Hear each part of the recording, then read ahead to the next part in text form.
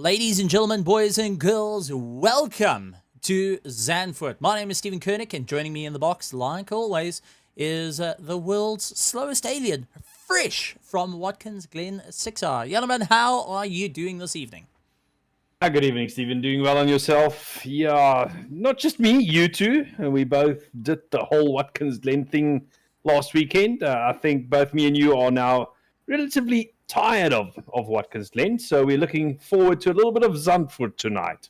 Yes, and Zandvoort being one of your favorite circuits to go and pedal around on. So while we got our drivers out on qualifying at the moment, we're going to take a look at the qualifying and just run through what the championship looks like, because we have had a few changes, but we've also got to talk about the elephant in the room of our current champion of it, which goes to Ryan Hottens.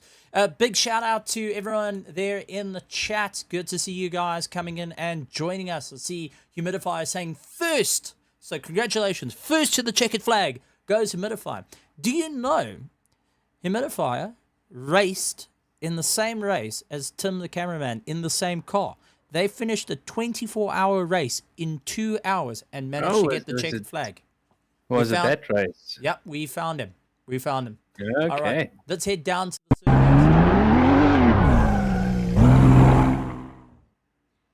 So does that mean I don't have to go through the championship because we kind of already know who's champion? Yeah, no, we know who's champion, but we cannot forget about the rest of the field who have managed to put on a great performance. So take us through who is sitting where in the current championship. So, well, I'm not going to mention Ryan Ottens. He's out in first place on 282. But Stephen, the fight behind him is close. SES Racing in second place on 156. We've got Daniel de Matos Speedlabs on 153. Gideon Reyna on 148. And Christian Venter in fifth place on 136. Then Van der Merwe in sixth on 134. So second and third place by no means are wrapped up in this championship. There's two races left for the guys to make an impression and get that second or third in the championship. And in my opinion, anybody of 5 drivers can still take those positions. Yeah, it's going to be a very, very interesting one, I think, for everyone to try and mosey their way to the top. But we do have some interesting, I'm going to say changes to a couple of the cars. Yeah, we always talked about the driver changes that have been happening, but there has been changes to color schemes of cars because the PWSR guys decided to do something a little bit different. And one of them being Alan Patterson in the silk cut Lamborghini, where that is reminiscent of the Lamar Jaguar that went and dominated for so many years. So it's good to see that. I know that we do have other cars like the old Mazda 787B that won Le Mans is also out there. So it's good to see guys are embracing a different history. You can see the Jägermeister for Darren Miller, and that was a very famous livery for quite a few cars. I know there was a BMW M1 Pro car that had it at one point as well. Capri started using it. There was quite a few different guys that tried their hands at the Jägermeister. So it's good to see some interesting liveries starting to come through. But the drivers now needing to push. Now, Zandvoort is a very tricky circuit. 1, extremely abrasive. 2, it is a monster circuit to try and get right, especially trying to maneuver your way around the corners. And with blind crests, that does make it rather tricky. Your take around the circuit? Well, you pretty much mentioned it. I mean, we're going through turn 1 here, and you're going through these slide kings, down a gear here, and everything tightens up around you, Stephen, as you get to the hairpin. Now, we know the hairpin has changed a bit in the modern day era. There's a bit more of a banking there, but on lap 1, that's normally where things tend to get a little bit interesting. Then you've got this long, flat-out section. You get to this crest, blind braking, blind corner ahead, a long sweeping right-hander. So you mentioned it's not the easiest place to pass, but it's not the easiest place to get right either. I mean, your car setup needs to be spot on. You need to have a car that's quite stable, that can Oh, as we see Yonka going off there, I think there was a car ahead of him as well. That's Hansi that came to a stop as well. So a couple of cars just not able to tuck into that second late apex, and that's one thing about the corner that's rather difficult, is that you got that second late apex that you have to go hunting for. As we take a look at Daniel Rowe, he's maneuvering his way around.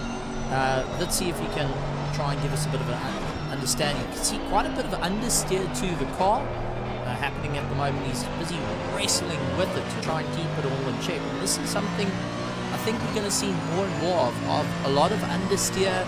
Everything's going to heat up, you're going to start getting just fine, and next thing you're going to have snap oversteers. And just like that, under braking. The car there, they're really fighting the balance of the car between understeer and oversteer. But this is the section you were talking about, the first apex. Now, this is a very difficult braking spot actually to spot, and you need to turn the car in, get the power on fairly early, otherwise you lose a lot of time between these two corners. Another tight left-hander, and now we get to a really interesting part. I mean, we've got the straight, so you can go flat out through here, really, and Daniel Rowe's not going to treat us to a straight. He's decided, nope, no. So, who are we going to try next? Well, let's see if we can get Jason Amsterdam, who's currently running in second place, to try and get into it. And here it is. Right hand, left hand, try get it all balanced out. This is where your tires take a bit of strain. We generally see the tires getting heated up quite a bit. And the new model has also, new tire model that's been put into play for a set of course competizione has really pushed that, where the tires take some heavy strain, especially around the last embankment as well, noticing that the left hand front takes a monster beating. The pit lane is something to also keep an eye out for, as you literally come across for your apex across the front of the pit lane. Now, I think that's also going to be a very interesting one for a lot of drivers to try and figure out what they can do. There's Daniel De Villiers in the 787B Mazda Rotary livery. This is the Renault.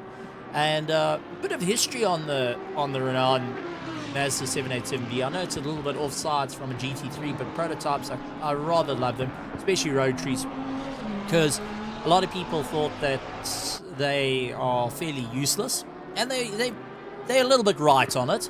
They're not the most reliable cars at the best of times, but a four-rotor motor, they sound amazing.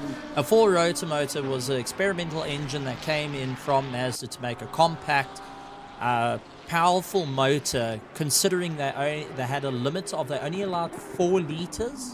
The engine size mustn't be no more than 4 liters. So they made essentially a smaller motor packing more power, and being a rotary, it fundamentally ran like a 2-stroke. So like your go-karts, your not your 4-stroke go-karts that you got, but the racing go-karts.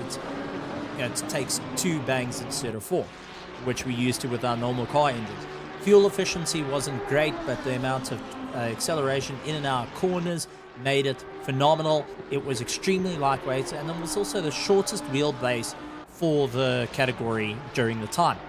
Only one finish. The 787 lineup was a total failure in Mazda's eyes for a long time, until the renowned car actually crossed the line. There was one car before it, the 787A, that nearly saw the end, but due to a massive mechanical failure on the engine and rear suspension, it was not able to finish the Le Mans 24. Did it break a conrod?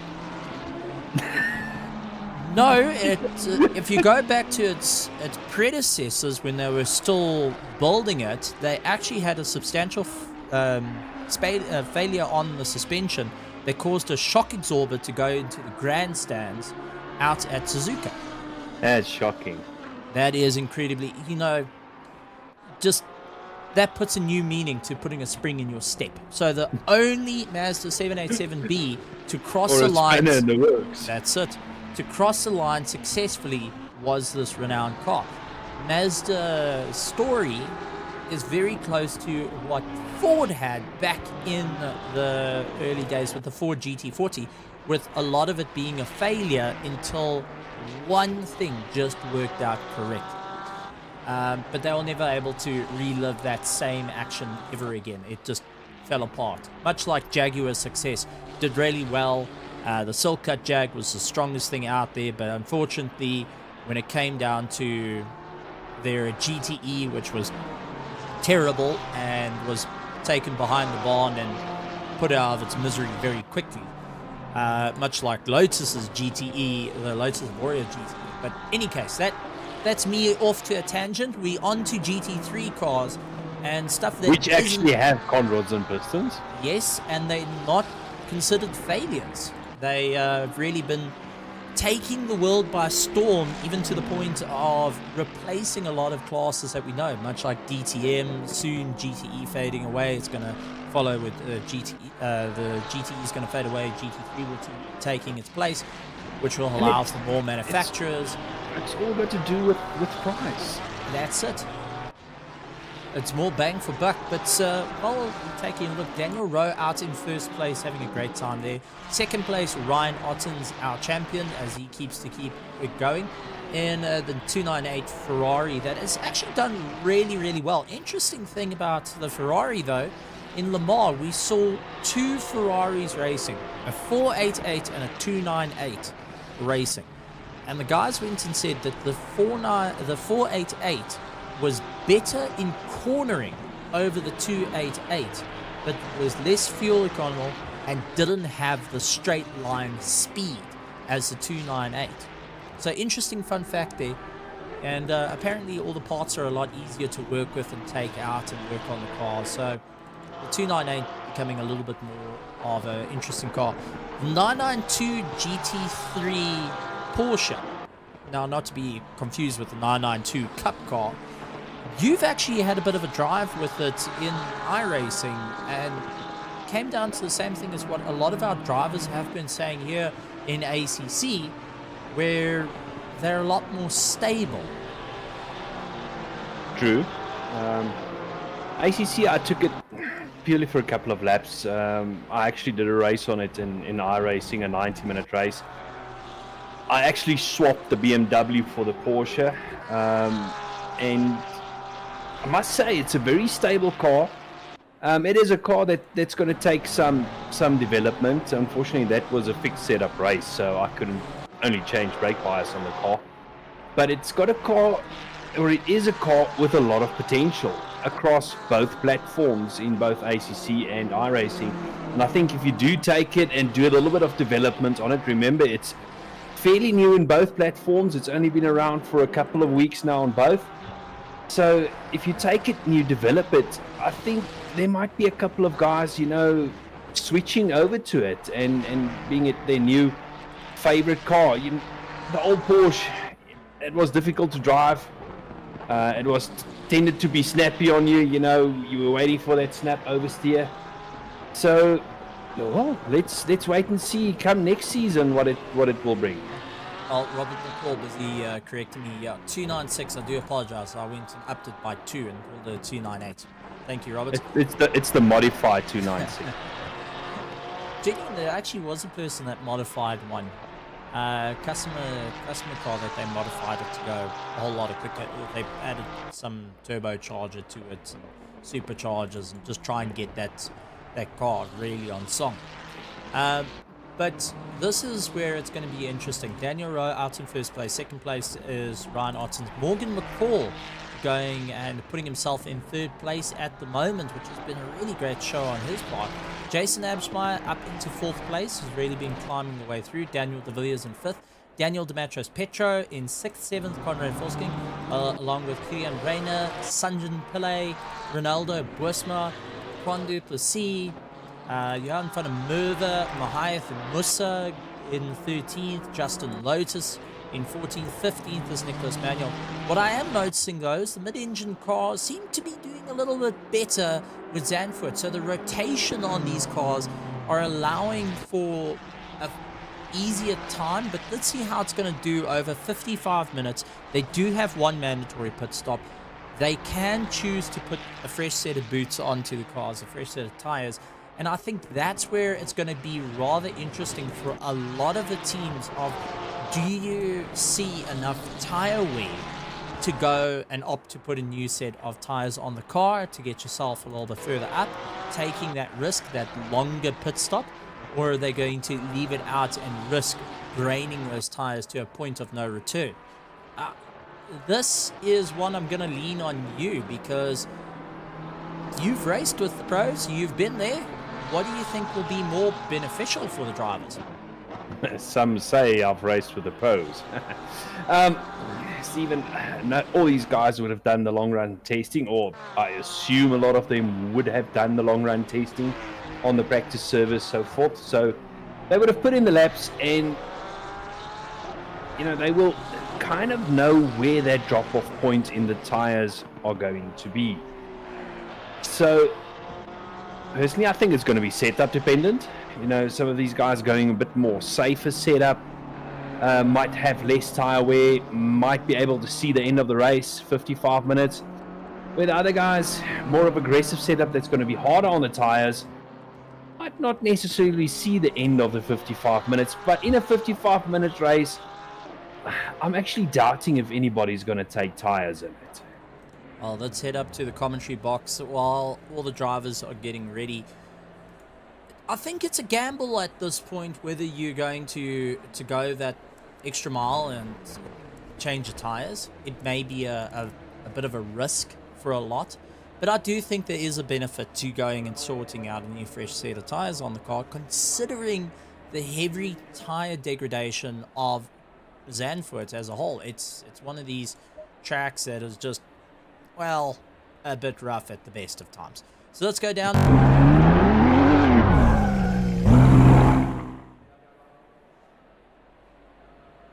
As we take a shot of the guys. Turn 1, I think, is going to be a rather interesting run for all the drivers, as they've got to get enough heat and grip into the tires heading into turn 1, especially with how tight the hairpin is. If you're on the inside line, you're in for a world of hurt, because you're going to have a little bit of understeer that's going to drag you out, and you're going to have to watch out for any form of cutbacks. These are a couple of factors that I think the drivers are trying to run through their heads, the scenarios at this point of what can they do to hold their line, what can they do to hold a positive position and move their way forward.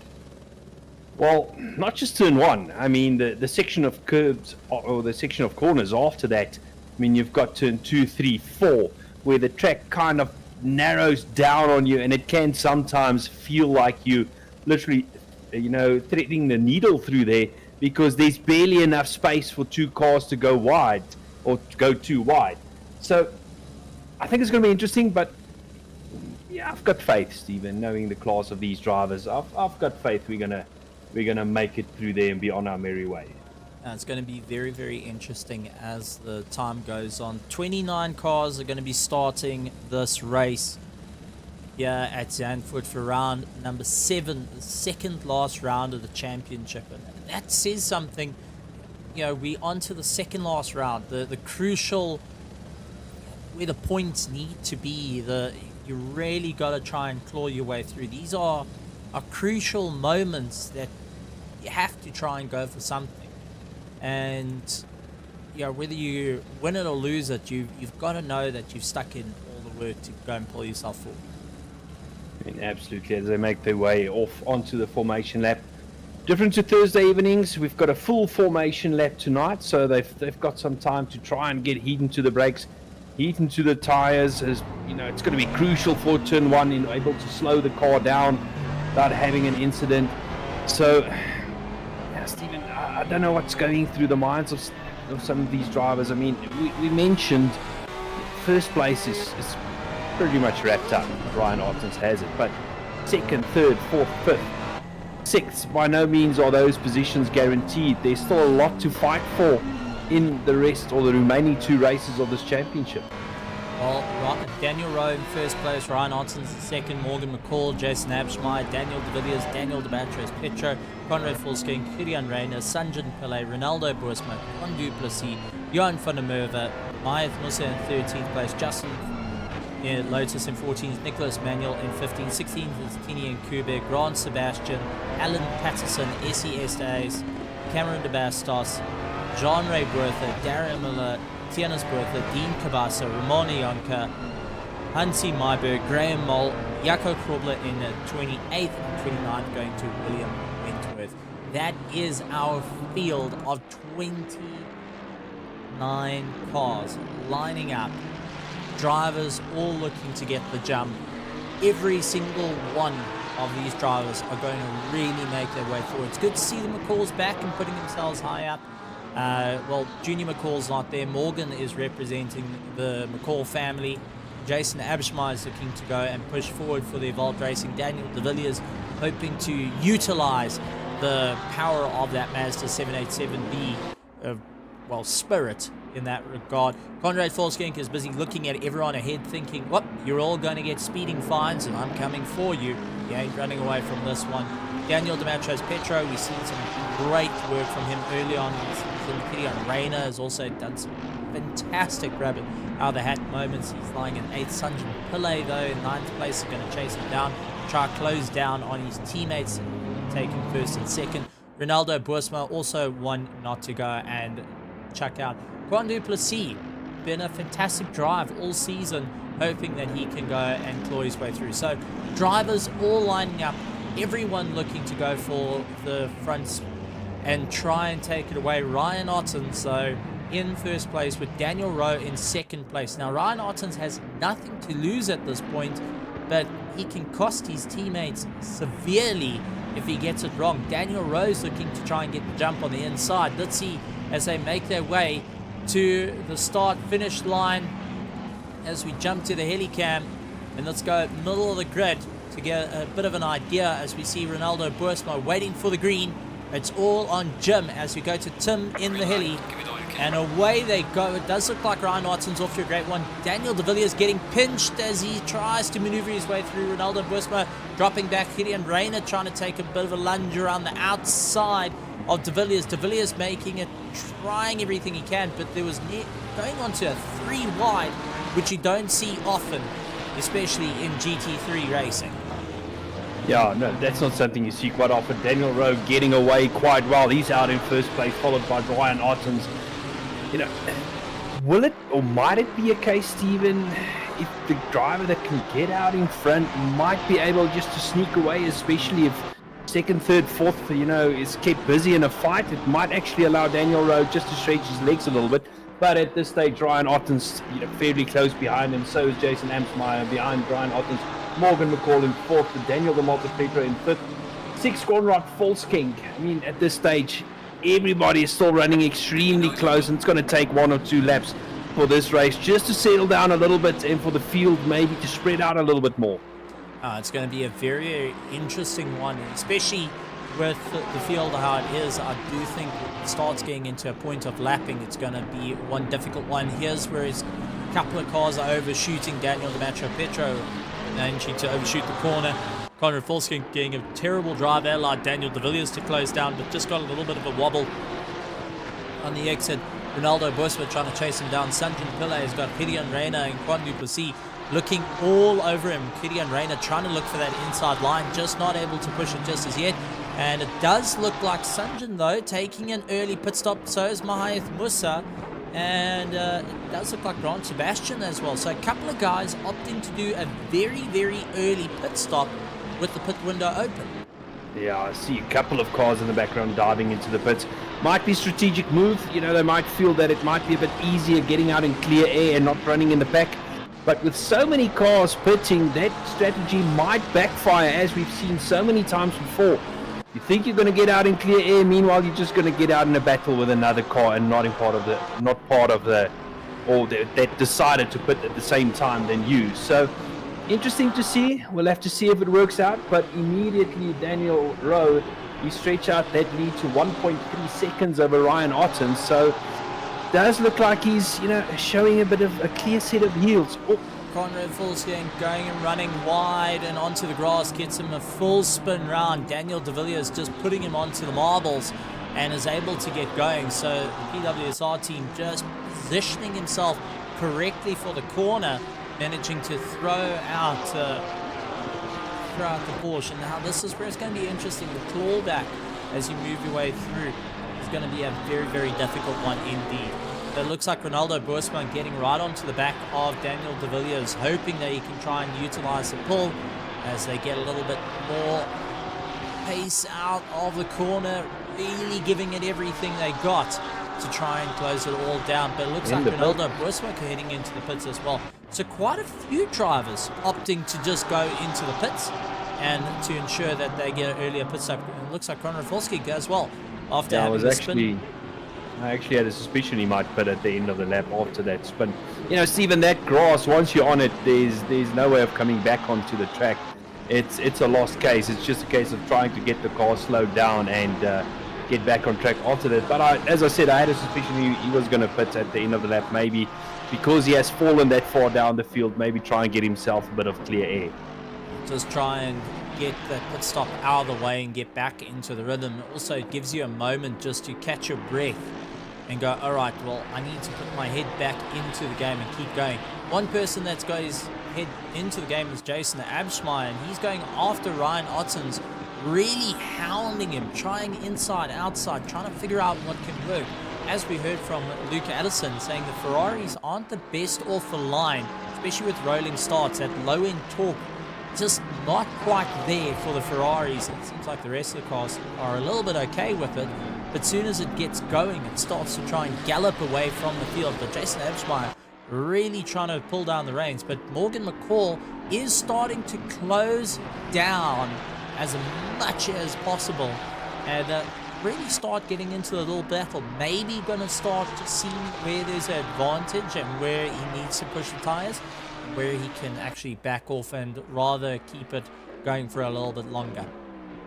Yeah, absolutely. And as I said earlier, this little battle that's developing between Ryan Ottens, Abschmeyer and McCall, that's allowing Daniel Rowe, just to open up that gap even more. He's now 2 seconds ahead as we see Gideon Renner making his way. It's Quan Duplessis busy pressurizing him at this point. Duplessis really closing down the distance. And I've got to say, it's been rather interesting to see how he's been doing this, because Quinn Duplessis has been focusing on the charge. Gideon Rain has been making small mistakes. Wheel drop off every little bit. He's pushing those curbs a little bit more every single time. Slight slides are starting to come into play. And do you think that by just sitting in the mirrors, now I know we talk about Brands Hatch being one of the circuits, we talked about Snetterton, we talked about likes of Alton Park, all being a follow the leader type circuit where it's just going to try and keep it all together. And as we see, Cameron. That's Cameron Tabasco going and landing off, and nicknamed Sasquatch, but let's see if Sasquatch went and decided to play in the felt. Can you hear a bear in the woods? That is the question as he fights his way around Zandvoort. The Porsche not looking the most steadiest in the toe, runs over the curb. Hit the curb. And as you're on that grass, you're not going to recover from that. Just try and get it to stop. And that's somehow. There's one thing about the grass, it's not flat. The area is not flat. No. There is little bumps and undulations, so you bounce around. As we saw Cameron's car actually catching a bit of air as he went over the grass there. So even though you're trying to slow the car down, you're just not able to do it once you take flight. And that's also pulled him into the pit, so he's getting his pit stop done and dusted. Darren Miller's got John Ray Bertha chasing after him. It seems like our English is just running out tonight. I'm a professional in terms of gibberish. Jason Abschmeyer feeling the pressure from Morgan McCall. Morgan now getting into pace and chasing him down. Now I want to go and ask a simple question, and this really goes back to what I know in terms of slipstreams and aerodynamics and all that. When you're running this close with a competitor, you're now taking the air off for the nose. You're taking the pressure off the nose. There isn't as much downforce onto the nose and onto the rear wing. You're getting a lot more speed, but entering into corners, life is becoming far more difficult for you that's trailing behind.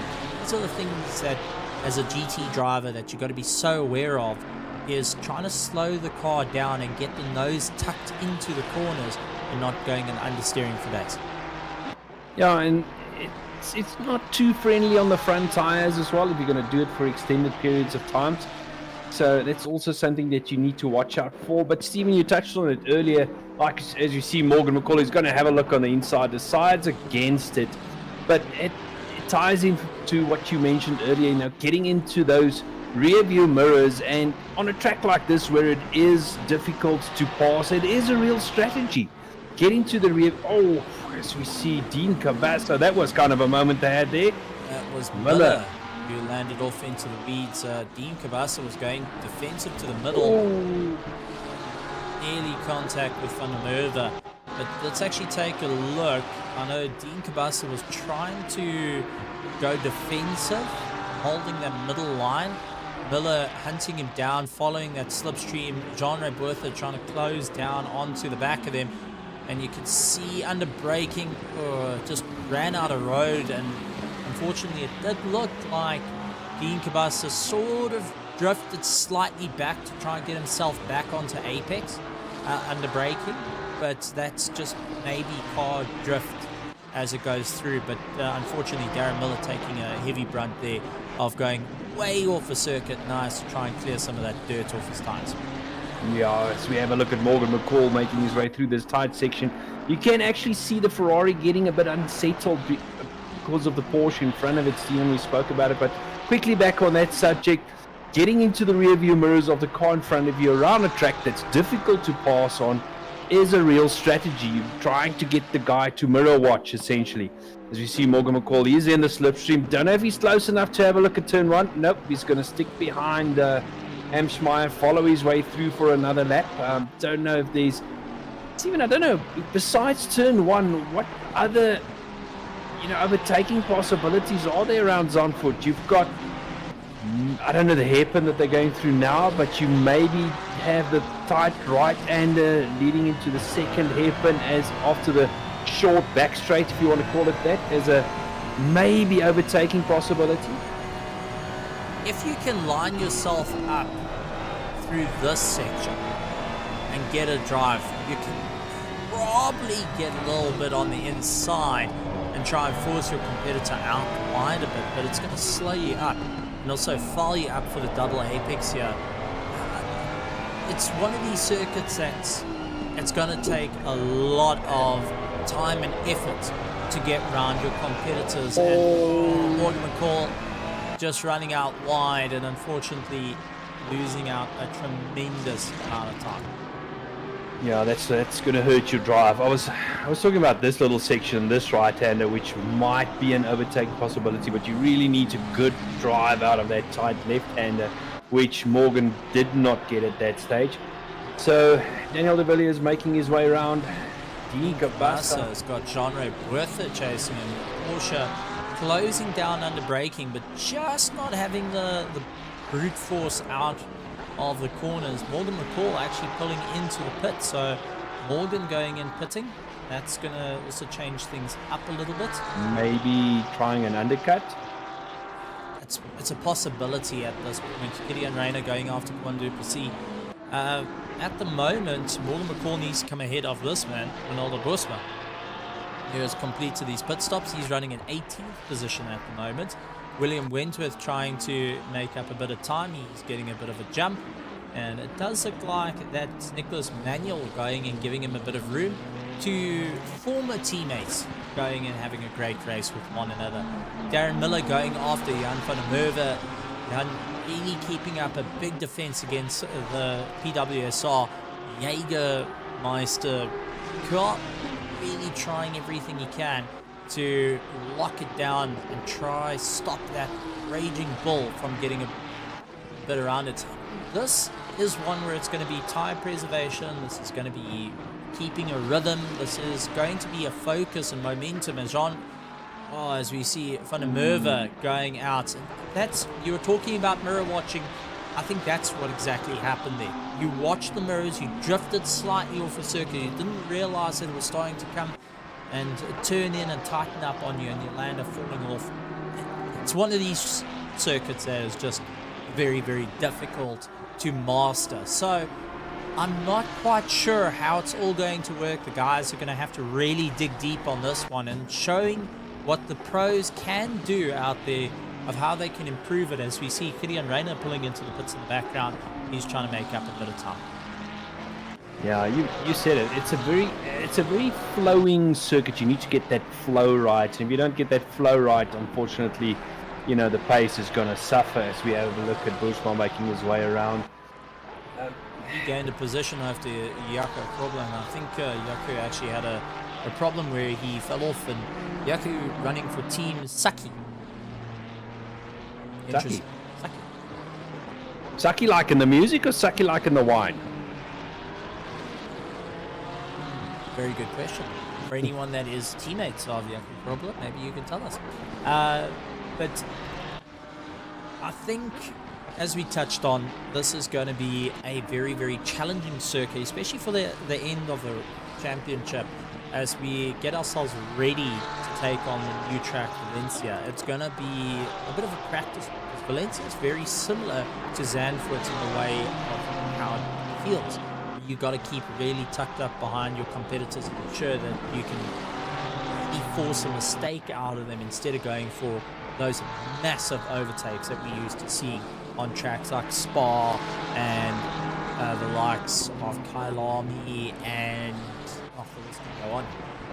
Yeah, as we have a look, Gideon Renner, he's really starting to keep Sanjin Pillay busy. I mean, that Porsche is tucked up right below the rear bumper of that Ferrari.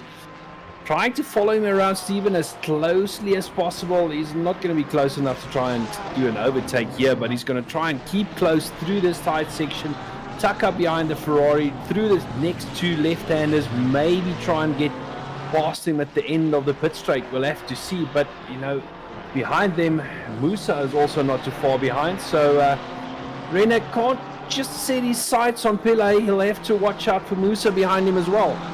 Well, within 15 minutes, we've seen a couple of cars go into the pits. Do you think we're going to see those late pit stops like we used to, where the guys are going for, as you see, Alan Paz is coming out of the pits? And it looks like that might have been... not sure.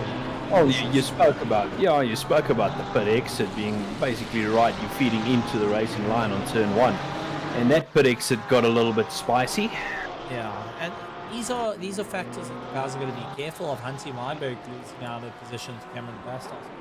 But do you feel we're going to see those late pit stops, those last 15 minutes, for the likes of Daniel Rowe, Ryan Ottens, who are running first, second place, Jason Absmeyer, Daniel Demetrius Petro, Daniel Villiers, Kwang Duplessis, Tini Nkube, Justin Lotus, Dean Kabasa, Jean-Ray Bertha, Darren Miller, Jan van der Merwe, William Wentworth, and someone who's actually a little bit further down is Jaco Krobler, who's dropping way down the order. He's actually losing a lot of pace. He's dropped himself down into 19th, but still needing to do a pit stop. Do you think we're going to see those late pit stops, or we're going to start seeing guys filing into the pits a little bit earlier than the 20-minute mark as we used to see? Personally, I think it's going to be traffic dependent. Daniel Rowe at this stage is 3.5 seconds ahead of Ryan Ottens, kind of running in clear air. But if he starts picking up traffic, and it might be detrimental to his lap times, we might see him pull into the pit. Same with Ryan Ottens, Jason Amsmeyer, and the likes. I don't know. They're going to try and push till the end, but I think they're opening up that strategy for any possibility that might lie ahead. And it's actually always kind of a safer thing to try and pit as late as possible in these type of sprint races, due to things like damage, etc. I mean, if you do your pit stop early and you pick up damage that makes the car, barely drivable, you'll have to pit again. Where if you leave that pit stop to as late as possible, you have the possibility to do your pit stop and get rid of that damage at the same time. Well, taking a look at the pit stop times, we're looking about 30 seconds from pit entry to stop to pit exit. So about 30 seconds is roughly the gap that each of these drivers need to maintain their position. As we see a couple of the drivers really pushing as hard as they can. Alan Patterson actually falling down. He's dropped way back, and it looked like Jaco Krobler actually tried taking evasive action. So what happened to Alan Patterson? did he get a little bit of a spin and then came back on with the rest of the field catching up to him? A little bit of catch with the Lambo, trying everything he can, runs out wide, hard on the brakes, catches a slide onto the grass, saves it, comes back on, and everyone taking evasive action. Oh, it looks like even John Bertha and Yaku having to really hammer onto the brakes. Well held onto the Porsche there. No, it's a proper run. I think that was Graham Moll actually that had to take evasive maneuvers to try and keep it. But for Alan Pearson to just bring it back onto circuit under a controlled manner, he didn't go off into the wall, it was controlled. But at the same time, the car threw you in a bit of no man's land. And at that point, you just holding on, you're waiting for someone to come up to you, so there's not much you can do moving forward. But at the same time, you can't jump out the way. You're controlled to a point to keep driving straight, especially on the grass. There's not much control on the grass. I mean, nothing works on the grass, the steering, the brakes, so you're pretty much at the mercy of where that grass is going to spit you out. As we have a look at Gideon Renner, he's still on the back of Sanjay Pillay. Musa just behind him, so this is pretty much turning out into a 3-car battle.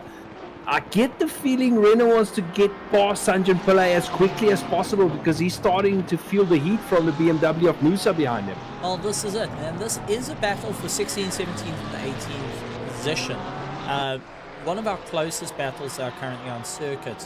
Actually, between that and Monionko and Yako, probably at the moment are the close battle. But this is a 3-car train that people are keeping an eye out for. And because this is a race that's intensive on protecting tires, being in a all-out slugfest like what these ground there, Musa is going to look on the inside. Renner lost ground to Sanjay Pillay, but not close enough this time. Sorry, Stephen.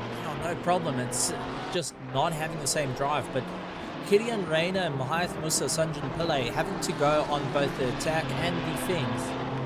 That's taking some severe life out of these tires. You're really pushing hard, and you talk about ABS can sometimes save your tires, but the guys are running a little bit of a lower ABS, lower traction control to allow for more rotation. That means there's also flat spots that can be picked up if you stand on the brakes a little bit too hard. Yeah, just something else I thought about quickly. Now, everybody that's completed their pit stop up to now have pretty much thrown tires out the window. They've not packed them in for the race. They're only doing fuel. Where the guys who are leaving for the economy approach. Yeah, no, maybe there was tires just wasn't in the budget. Oh, as you see Musa. Contact between Gideon Rayner and Mahath Musa. Just putting the nose of the BMW onto the back of the Porsche, spun him around. Gideon Rayner getting off circuit, but that's definitely not going to help his tires and his thoughts. Sorry about that. No worries.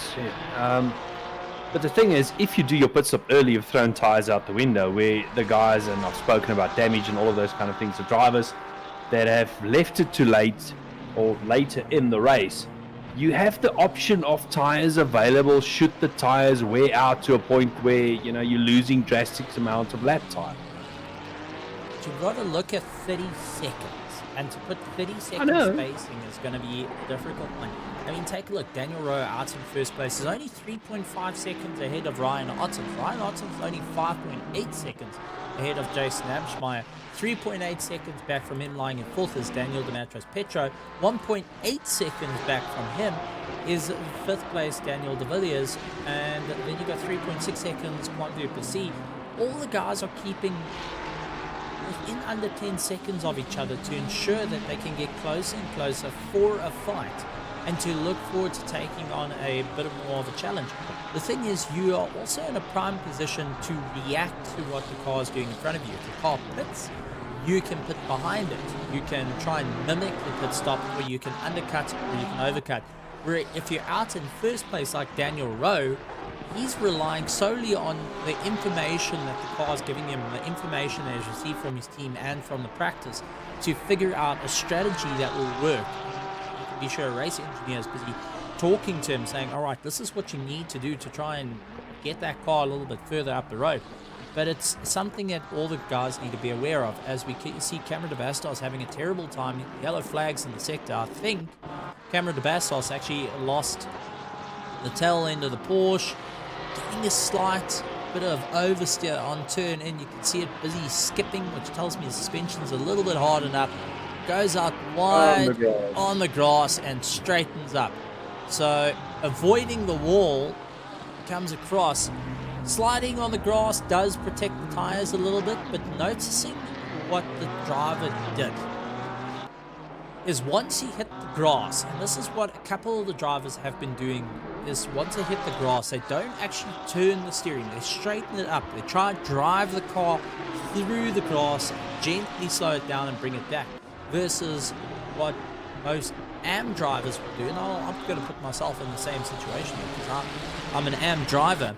Most of us want to turn back onto the road because that's where we know that where the grip is. That's the natural instinct that you want to follow. Yes, and that actually makes it worse because now you're creating a scenario for the back end to come out instead of actually traveling that straight line. Alan Patterson also dropping off on the same corner, having a difficult run. So let's actually take a look. That's a common corner in or on Zandvoort for the guys to pick up a little bit of a problem. And I've mentioned before, once you put a wheel on that grass, it's over. You're not bringing the car back, and you're basically then in recovery mode. That's all understeer. Gets a snap oversteer, managed to counter, and you can see straightens up the steering wheel again. Slow it down, bring it back through the gears, and try and get yourself sorted. And that's, I've just got to point it out because that is a pro move that we start seeing. It's what actually gets taught to guys to do, of break the matter of trying to hunt back for grip. Rather straighten the car out, slow yourself down in a straight line, and then come back on in a safe manner and in a controlled manner, as we see Roman Ionka feeling pressure from SES diving for the inside but just not able to get it. He tried for the lunge, it just wasn't close enough, and that's allowed Tianus Bertha to close down the gap. 29, just after under 30 minutes to go, 29 minutes and 30 seconds left in the race. Steven, we're actually not even halfway yet. We still got 1 or 2 minutes to go before we hit that halfway mark. Most of the field has spread out a little bit. We've got the 1 or 2 battles further down the field between Sanjay Pillay, William Wentworth. They are battling it out, running, well, not very close together, but 1.3 seconds apart. We've got Grant Sebastian and Conrad Volskink. They are also starting to develop a nice little battle. And then just behind them, we've got Gideon Renner and Alan Patterson. After that mistake of his, he's fallen back into the clutches of Gideon Renner, which is now less than a second behind him. And I'm pretty sure he's going to start putting pressure on that Lamborghini to try and make his way past. It's definitely a bit of a battle as Gideon Renner having to counter steer with a bit of a slide onto the entry, and it's just very interesting to see small moves like that. William Wentworth opting to go into the pits, so that releases Sanjay Pillay. But a couple of cars starting to have those small mistakes coming in, and this is now where the drivers are starting to feel the mental game. They're starting to get a bit more worn out. The concentration starting to taper off slightly, and on a circuit like Zandvoort, which has been described by not only professional GT drivers but single-seater sports cars, everyone saying the same thing. Zandvoort is not a track that is for your new out-the-box drivers, your fresh drivers. This is a circuit that advanced drivers go and test their might, test their knowledge of keeping a car all together, and at the same time being able to focus in some of the trickiest conditions, because Zandvoort gets very, very hot or very, very cold during the course of the year. There's no real in-between. At the moment, we're sitting at a track state of 21 degrees, which is okay, but it's been made to be 21 degrees. As you see Morgan Paul able to outbrake Dean Kabasa and move his way back up the field. He's into 11th place, Dean Kabasa into 12th. But if this is coming from pro-level drivers saying that this is a track not to be taken lightly, and one that some racers have gone out and said, if you can get this track underneath you, you can take on a lot of other circuits in the sim without a problem. That really tells you that having it on the calendar does make it a bit of a challenge, and by crossing a line, you're really going and having an accomplishment. Whether you come in first, whether you come in last, as long as you kept it on the black stuff, that's all that counts. So does that mean we're not going to see a 24-hour on Zandvoort? Let's do it. Let's even multi-class it. Let's have some fun. Sure. I don't know about the multi-classing, especially if we do GT3s and touring cars. What was it, the TCX car, the M2? How about a 24-hour of that? M2 being earlier in the sprint series last year, we saw the guys having a race and it really threw a spanner in the works for a lot of the GT cars having to set up going offline, and so is the M2s. But at the moment, first place, Daniel Rowe, followed by Ryan Otten, Jason Absmite, Daniel Dematros, Petro, Daniel De Villiers in fifth, sixth, Quan Duplessis, Tinian Kubet, Justin Lotus, Darren Miller. Quan Duplessis actually getting caught up behind what looks to be our Jaco Krobler at the moment, getting out the way through turn one. Tinian Kubet in seventh, eighth is Justin Lotus. 9th, Darren Miller, Morgan McCall in 10th, Dean Kabasa in 11th, Ronaldo Borsman 12th, 13th, Sanjit Pillay, Mahath Musa, Grant Sebastian has got Conrad Forsking trying to close him down on braking and just running off circuit and losing out a bit of drive. Alan Patterson down in 17th, 18th, Gideon Rayner closing down on the back of him. SES Days in 19th, 20th, Ramon Ionka, Tianos Bertha in 21st, 22nd, Jan van der Merwe, Cameron de Bastos 23rd, Hansi Marburg 24th, Jean-Ray Bertha 25th, 26th, William Wentworth, Jaco Krobler in 27th, 28th, Nicholas Manuel 29th, Graham Moll. So everyone's still in the field that has started. A couple of things I do want to talk about though is the movers and shakers. Darren Miller up 13 positions from when he started.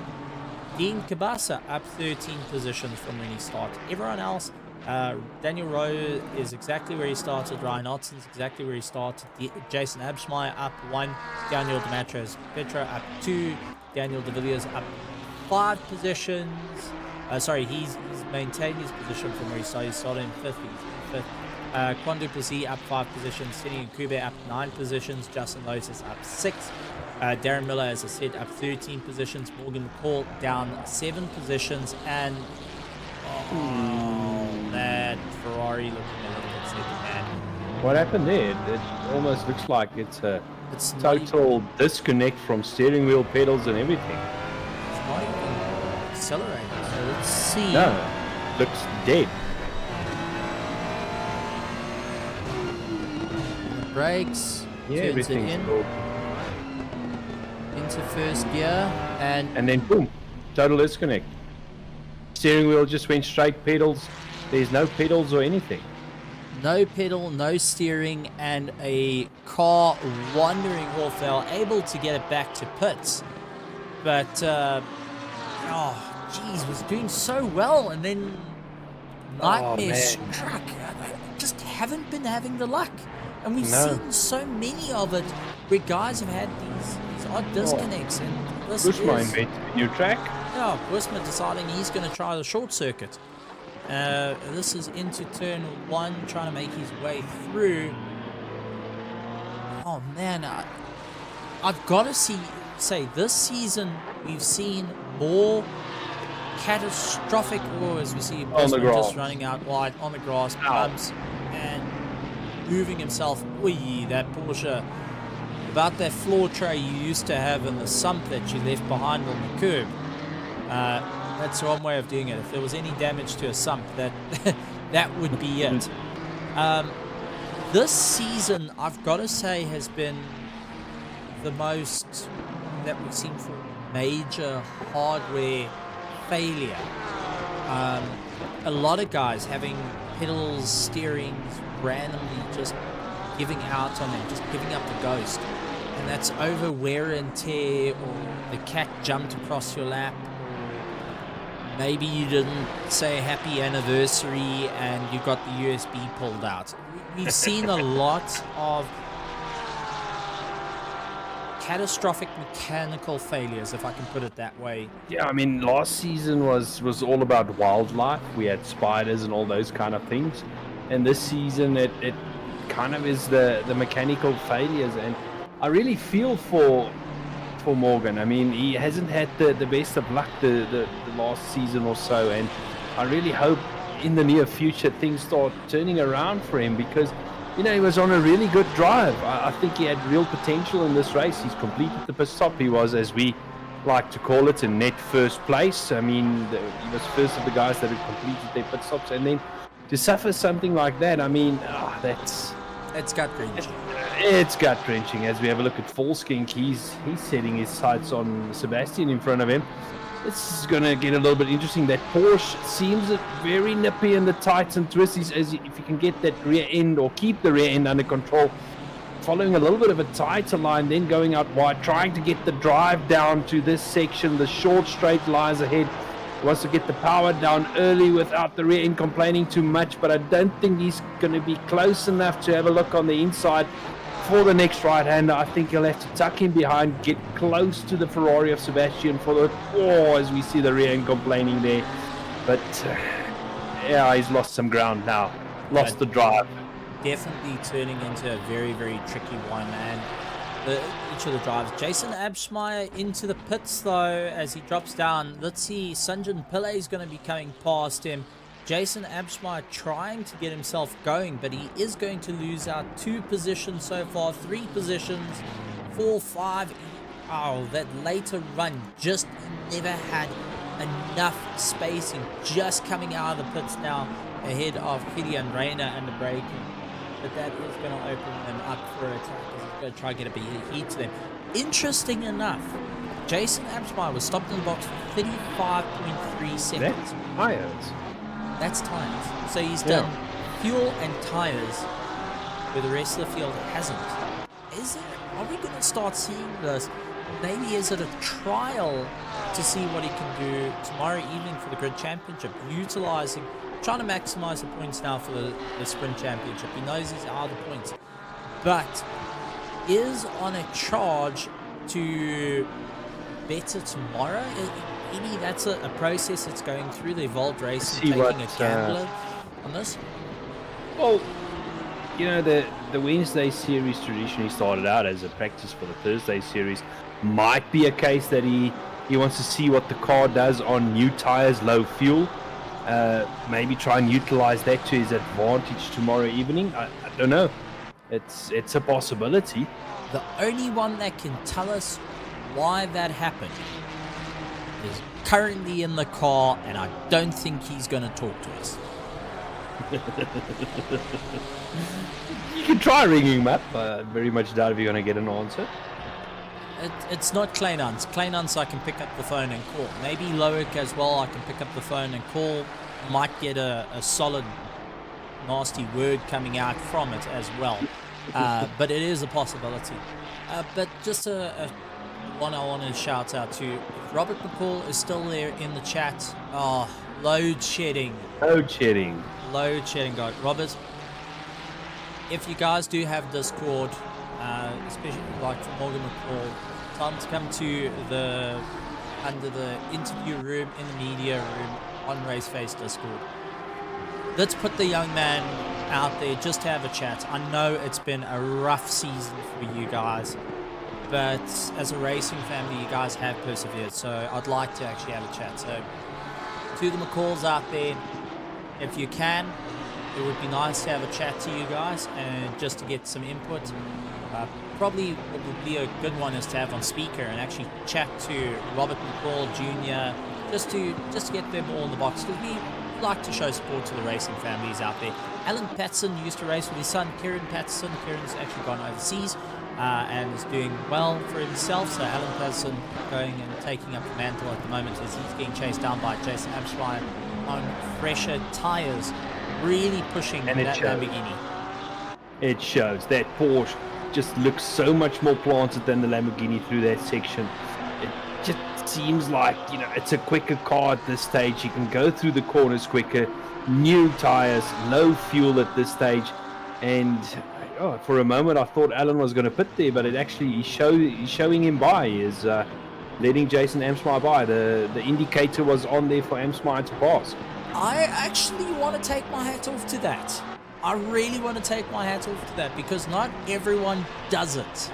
And it's something that I really said we've got to do more often. And depending on what your settings are in the game, you can't really see it. But I do like seeing drivers utilizing that capability because it is utilized in real life to go and signal where you're going and for guys to go and get past in a safe manner, and it's something that you do look for. So I do like to see things like that actually coming into play and guys utilizing it. So Alan, well done.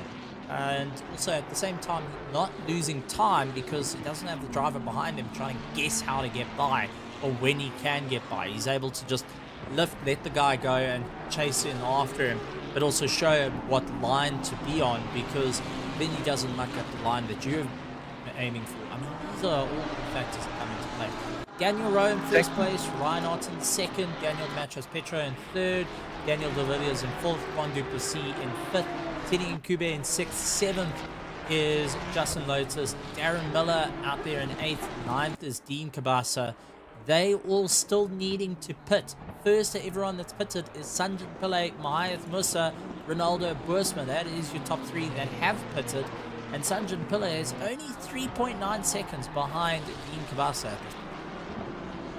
Yeah, the field have split up quite nicely. Everybody's racing the same strategy. What I mean by that, the non-pitters in the front, the guys who have pitted is from 10th onwards. So you're racing somebody on the same strategy. It's not a case of you're racing a car in front of you that hasn't pitted, or the car behind you is racing you and he hasn't pitted yet.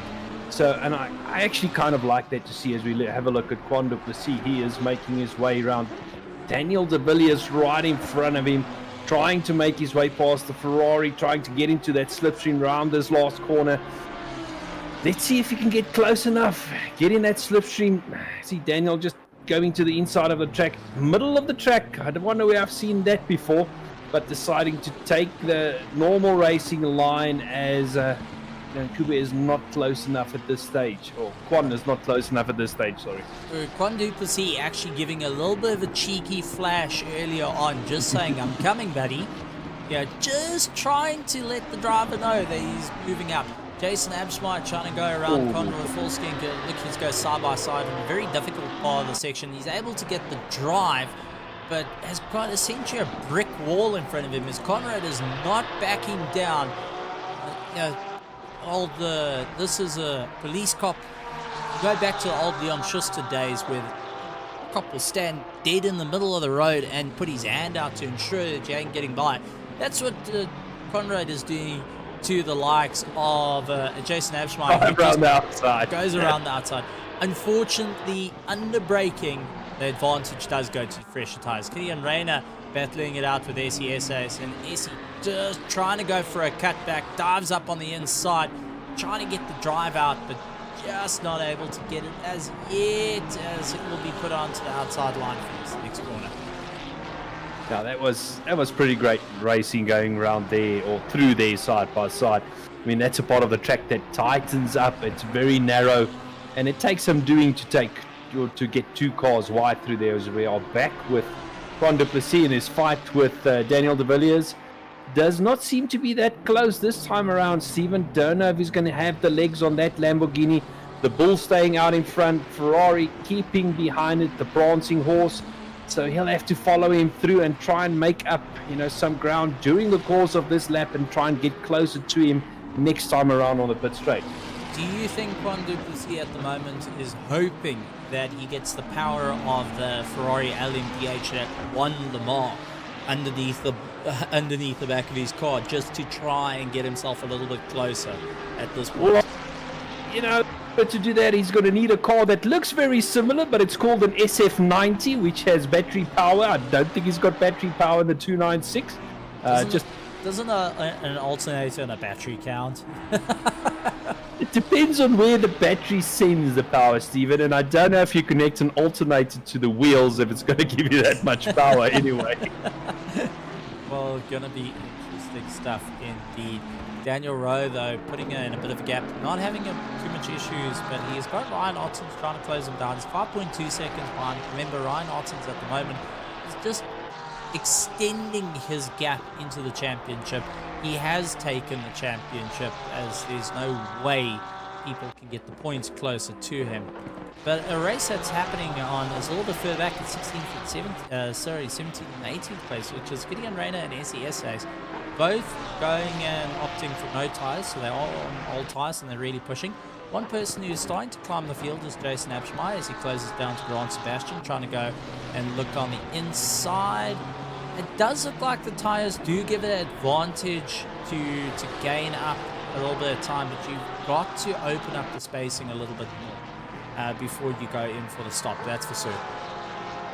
Yeah, and also you need to time the stop right, because the new tires will give you an advantage, but you need to get the exact amount of mileage out of them to make it count. It doesn't help you go in too late into the race, fit those new tires, because time has run out to make up the time that you've lost by changing the tires.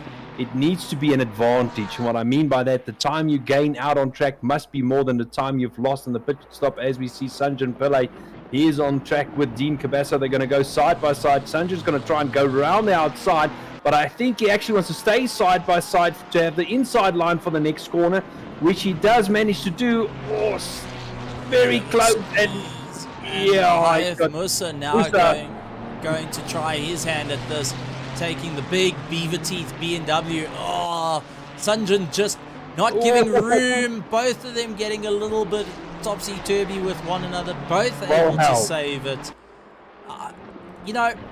Call it what it is. That is proper touring car action. Both exactly able what to I save it. Guys, we leave that for a Tuesday evening, not Wednesdays and Thursdays. Grant Sebastian feeling the pressure from Jason Abschmeyer. Honestly, I look at incidents like that, and it's frustrating when you're the driver getting a bit bumped and barged, and having that drive taken away from you. But there's Jason Abschmeyer just getting the inside line. He's able to get the power down a fraction earlier than Grant Sebastian. Grant trying to use a little bit more top end on this, but unfortunately when it comes to tyre life, Grant Sebastian does not have an easy time. Jason Abschmeyer holding that inside line after a little bit of a bump and barge, a bit of rubbing. But this is the thing, slight contact like that is to be expected in the higher tier categories, even the lower tiers, slight rubbing in that. If you can have it with no detriment, if there's not too much damage to the car, or there's no damage, if there's no massive time loss, I do think, as we see Sanjan Pillay getting a bit of a snap oversteer on the power, you actually having a good race. It's not, I wouldn't protest anything like that. I would actually go and say, gee, that was a race. In terms of you both not giving space. You both have an opportunity to back out, both of you refusing to do so, and you just got to live with whatever gets handed out to you.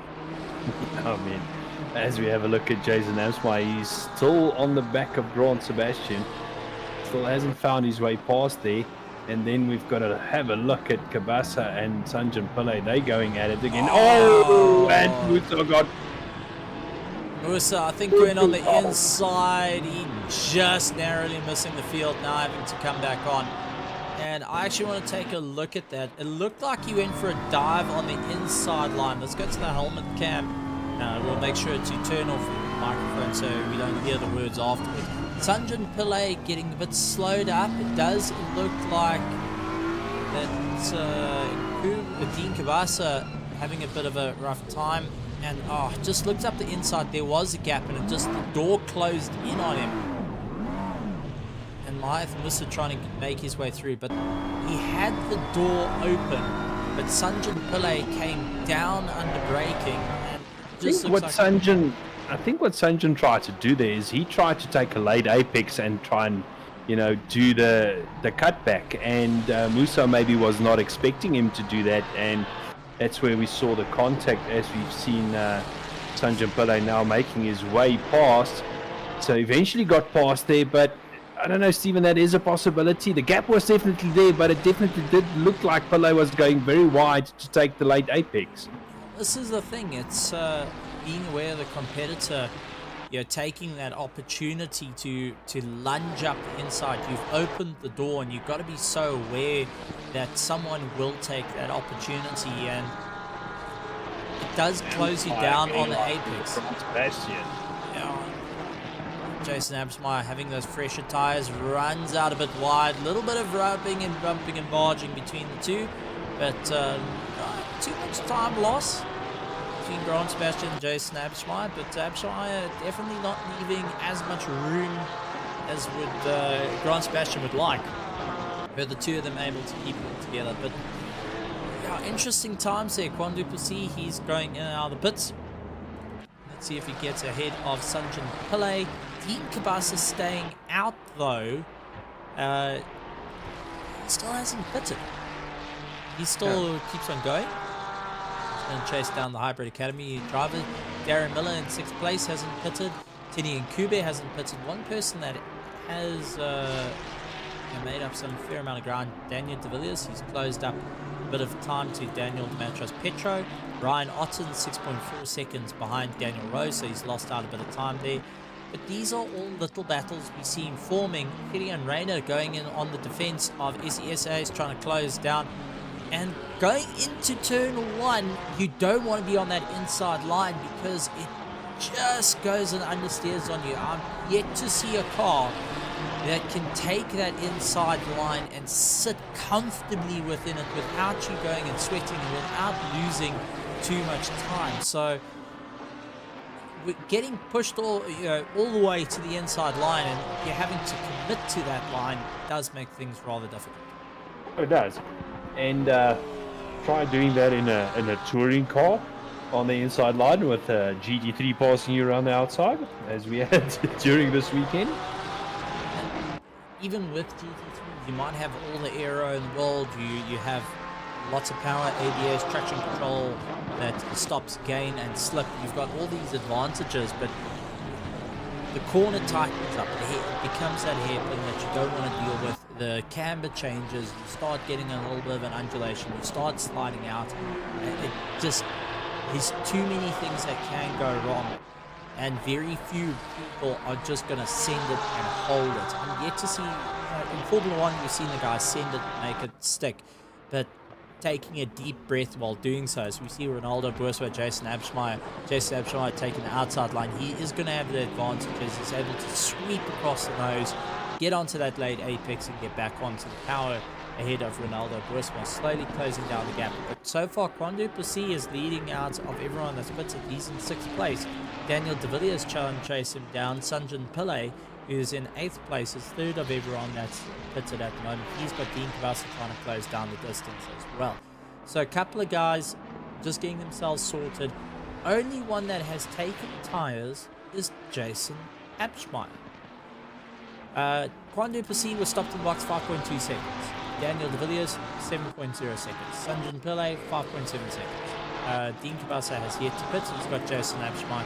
Jason Absmeyer has been making a lot of positional gains. That's for certain since his pit stop. But as we see, having a little snap there and losing the rear end of the Ferrari. I think the gamble to take tires was too close to the rest of the field, and he is pushing to try and close it down, but I don't think it's going to be enough at this point. Well, having a look at it, his lap times, last lap time 136.475. Daniel Rowe 136.312. Brian Otten's 136.140. The only other person in the 136s is Kwandu Pusi. So in terms of lap times, he's getting held up a little bit by the other cars. The car's definitely quicker, but I don't think Jason has made life real easy for himself by fitting new tires on the Porsche. maybe it was a gamble, and he wanted to see what pace the car had, as you say, for tomorrow evening. We're not sure, but he's moving up, but he's getting hampered by all the passes, and Daniel Rose decided to make his pit stop. So is Ryan Ottens, pitting in formation, with only 1 minute left of the pit window. Now this is it. There's 2 minutes left of the race, and it's really flown by because it's all been strategy at this point. But Daniel Demetrius-Petro trying to close down the distance to the likes of Daniel Rowe and Ryan Ottens. Ryan Ottens still stationary. Daniel Rowe is up and going, so he's going to hold position. Ryan Ottens is up and going, and they've done enough. They've done enough, and Daniel Demetrius-Petro just couldn't close down the distance and is going to maintain that third place at the moment. But a couple of battles are starting to form. Teddy and Kube dealing with Darren Miller, chasing right onto the back of him. You've got Justin Lotus with Maya Musa. You've got Gideon Reyna with SESAs. Tianis Puerto, Giannis Nova, Conrad Forsking. He's now got into the battle. Towards the end of the race, it's livened up. It's really livened up. The guys. Timing screens are red on my side. This is it. Ronaldo Bursper trying to keep ahead of Grant Sebastian. Grant Sebastian deciding to go on the dirt. Oh, Conrad Forsking into the wall. Everyone having very reminiscent of going to Watkins Glen, where you run too far wide. Teddy and Kube trying to go defensive and holding back Darren Miller. Darren trying to look for a bit of a cutback. Conrad, who took that knock, is a little bit further down, trying to keep ahead of the Justin Lotus and Maya Musa battle. It's just lit up. The field has come alive right to the end of it, and it's all this little train: 14, 11, 12, 13, 14, 15, 16, 17, 18, and 19 position at the moment are within under a second of one another. Grant Sebastian close to Ronaldo Burspa. Jason Absmeyer, he's getting a little bit closer to Sanjay. Slide in the Ferrari. Miller trying to capitalize on Nkube's mistake, and take a look at Justin Lotus. He took a dive up on the inside as we hear the leader is on the final lap. Behind Musa trying to go around the outside. Conrad Forsgate doing everything he can to lock down that inside line. Mike Musa trying to push a little bit harder. Justin Lotus doing everything he can. Miller up ahead has got Teddy and Kube. They side by side with one another as they charge their way down. Under braking, Teddy and Kube opting to back out, gets behind Darren Miller. Mike Musa tries to go around the outside of Justin Lotus, makes it stick. Conrad Forsking getting a little bit more drive than Teddy and Kube, and now trying to go around the outside, everything he can.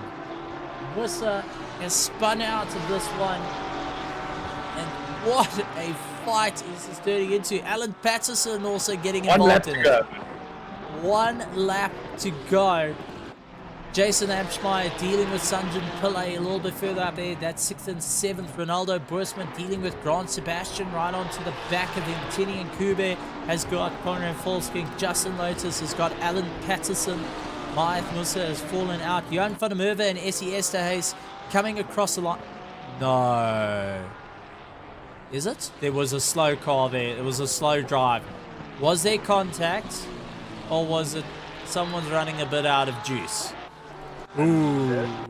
We'll maybe have to have a look at that one a bit later on. But, slight contact there between Grant Sebastian and Bushma. He's really trying to make his way past there. Going up on the inside, not an easy place to pass. Does make a stick, but can he hold on to it?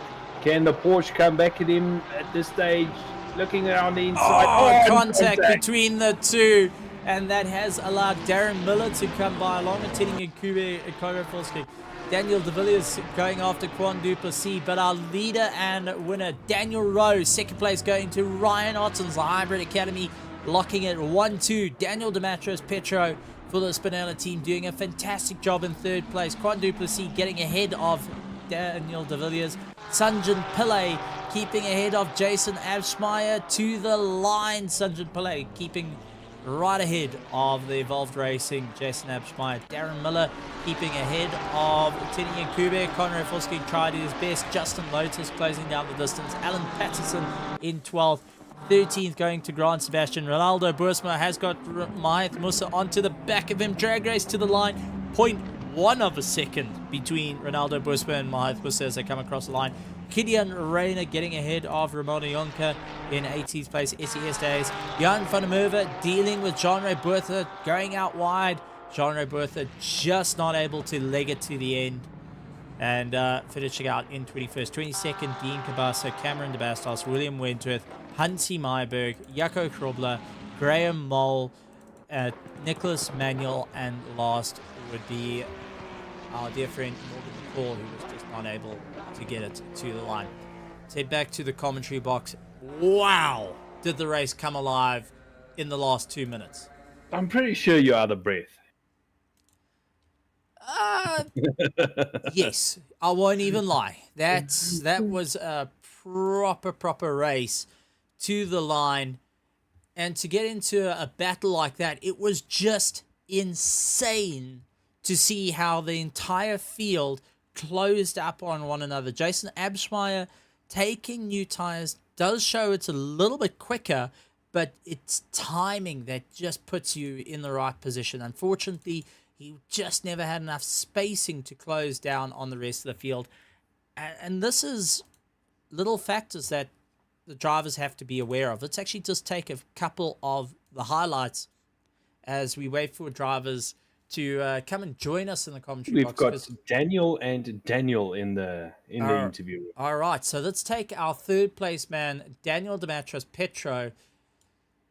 Daniel Dematras-Petro, welcome to the commentary box. What a race for you. Third place. You tried coming back at the Hybrid Academy team for that 1-2 towards the end, but just couldn't get it there. But third place, maximizing the points. Congratulations. How are you feeling? I am sweating. Like sweating. Their pace was absolutely amazing. Both Ryan Ottens and Daniel Rowe. So yeah, and I was not expecting to finish third. Extremely challenging track. Probably for me personally, one of the most challenging tracks in ACC. But I'm glad I don't have to learn it ever again. It's in the memory, so yeah.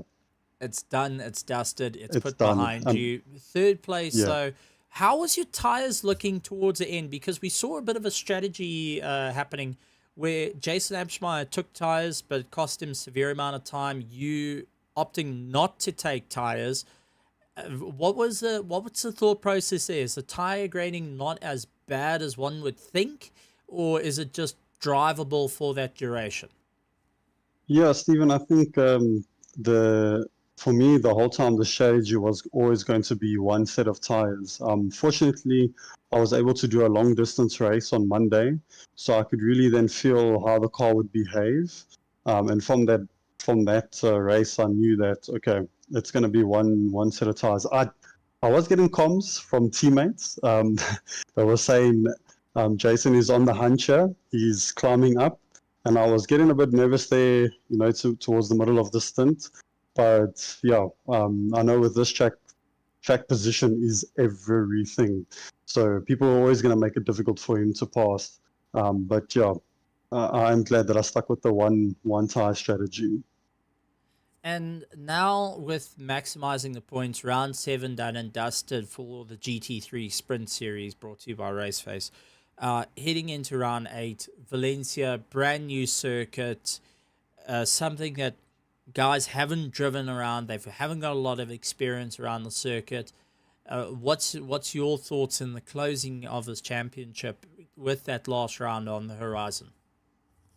I think it is just again learn my last track for ACC, because after this Raceface season, I've officially probably learned all the tracks finally. So first thoughts going in there is learn the track, and then obviously maximize points. Just take it easy, especially in the beginning parts of the race. Protect the tires, because I was getting pushed by Daniel de Villiers, the hitman himself, and he had phenomenal pace in the beginning.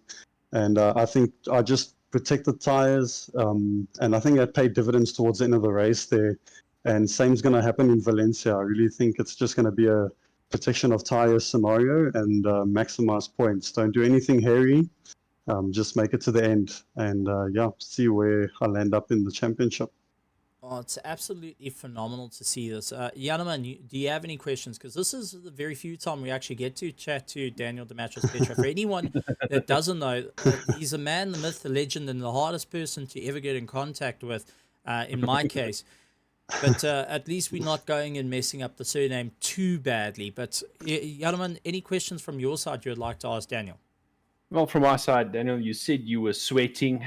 Tonight was 55 odd minutes. Tomorrow night, it's an hour and 20 minutes. We're talking about Zandvoort, and Stephen touched on it in the stream about people saying how physically demanding a track it is. But what exactly is it that makes this track so demanding and is so draining to race on? It's literally just that it's corner after corner after corner, and the precision that you need to have on the brakes and the accelerator is insane. That is the exact reason why I say that this is, for me, the most difficult track in ACC. It's if you literally just miss your brake mark, or you trail braking into the corner, and maybe you just get onto the gas a little bit too hard, a little bit too soon, there's a tenth and a half gone. And then if you multiply that up by 14, 15 corners, you're looking at 1.5 seconds easy on a track that's this short. So yeah, that is really the thing, is just the intense concentration and the precision that you have to have. That's why I'm looking ahead at Ryan Ottens and Daniel Rowe. I'm just thinking to myself, like, they definitely robots. That's all that's happening there. It's going to be an interesting one. Congratulations for all the races during the course of the season. You've really grown from strength to strength. You've had one or two that are races to forget, but you've had some really, really great runs out on ACC, and we really look forward to seeing how the championship ends for you and what's next in the future for Daniel Demetrius-Petrov. Thank you very much for joining us in the commentary box. Can I say one thing? With pleasure. The microphone's yours. You just, no swearing. You can thank or challenge whoever you want. No, yeah, thank you. I just want to say shout out to you guys. Ever since I first started racing Raceface up until now, just massive shout out to you guys as commentating. It's always such a blast watching the streams. You know, it's something you look forward to even the next day, and look forward to showing people. So yeah, just a massive shout out to you guys. Massive shout out to my teammates at Spinala Racing. It's been awesome being on board with them for this season. It's like the first season that I've had teammates, you know, in this division. So yeah, big shout out to them, and massive shout out to everyone else on the track. Everyone's putting in a lot of work. Everyone's putting in the whole season, constantly trying to improve. So yeah, big shout out to everyone out there on the field. Yeah, and thank you for all the good racing. Thank you very much, and we appreciate it. Yeah, thanks for the very kind words. Sorry for the earache listening to us the next day. It's sure. Yeah, with the Daniel Demetrius-Petrov. Yeah. We've tried everything here. I think at one stage we were even at the Mestos Petrol or something like that. You were, but it's all love. I really appreciate it. It's all love. Thanks. And I've got one more question. Yep. How do you pronounce your name correctly? While we got you live on air, so it's permanently recorded for everyone to hear in future generations. No pressure. Just the easiest way, Demetrius-Petrov. Demetrius-Petrov. Okay. That's it. All right. That's it. Demetrius-Petrov. Preto. There we go. Like Prego, but Preto. Oh, I'm going to get butchered for that one. Fair enough. Fair enough. Thank you very much, Daniel. Glad to have you here. Cheers, guys. Thanks a lot. Enjoy the evening. You too. Absolutely amazing stuff to have that. Well, let's take a look at what's happening in the weekend coming up races. So we've got the Middle State Grid Championship brought to you by Middle State and Raceface. Round number 7 right here at Zandvoort tomorrow, Thursday, 15th of June, as we get closer to that prize pool of 10,000 Rand going to be handed out. Sheesh, someone is going to have a good payday come the end of this championship. Your thoughts on that? Yeah, I mean, absolutely. Looking forward to it. 2 races to go, Stephen. It's heating up. It's now go time. Tomorrow night's going to be a cracker of a race. I mean, if it's anything like tonight around Zandvoort, this tight, demanding circuit. I mean, the guys are going to race literally almost half an hour longer. 2 pit stops that need to be done. So there's a lot of strategy involved as well. I think it's going to be a good one. And then on the weekend, we do move over to our Dirt Rally 2.0 Raceface, going and having a bit of fun as we head over to round 7, heading towards Finland to go and kick up some dust and really slide our way around all the barns. So make sure that you go and join the Dirt Rally 2.0.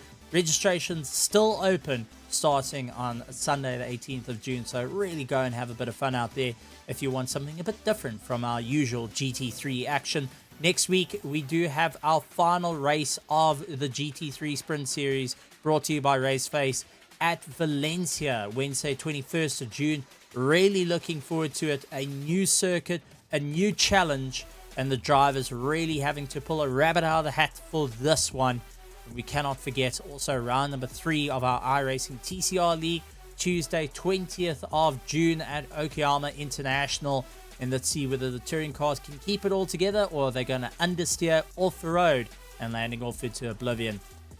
So, Janneman, anything from your side in closing as we start to get ready for the final rounds of the GT3 Sprint Series next week and our second last round tomorrow evening for the Grid Championship? Stephen, really looking forward to it. Already spoken about tomorrow evening, but next week, I think it's going to be very interesting. Not just the GT3s around a new track, also the touring cars around Okayama. I mean, that's a very tight track they're going to race around. Really looking forward to that one. But first, before we get to all of those, we need to finish off the Grid Championship for tomorrow evening around this fabulous track of Zandvoort. You say fabulous, I call it a circuit to forget. Famous or infamous? Infamous in my one, famous in yours. I've never had a good run on this circuit, so let's see what happens. But ladies and gentlemen, thank you very much for joining us, and likewise, make sure you hit that subscribe button along with the bell notification icon to catch up with all the racing action here at Raceface, and a lot more to come. Head over to our social media as well to find out all the information, and head over to www.raceface.pro for entering any of our future rounds, whether it be endurance, dirt, sprint, or even our Thursday series along with our iRacing. There's so much going on. It's not to be missed. So thank you very much, ladies and gentlemen. Hit the subscribe, hit the bell notification icon, and we'll see you next time. So for everyone out there, good morning, good afternoon, good evening, and good night from myself, Stephen Koenig, and Janneman Price. Good night, everyone.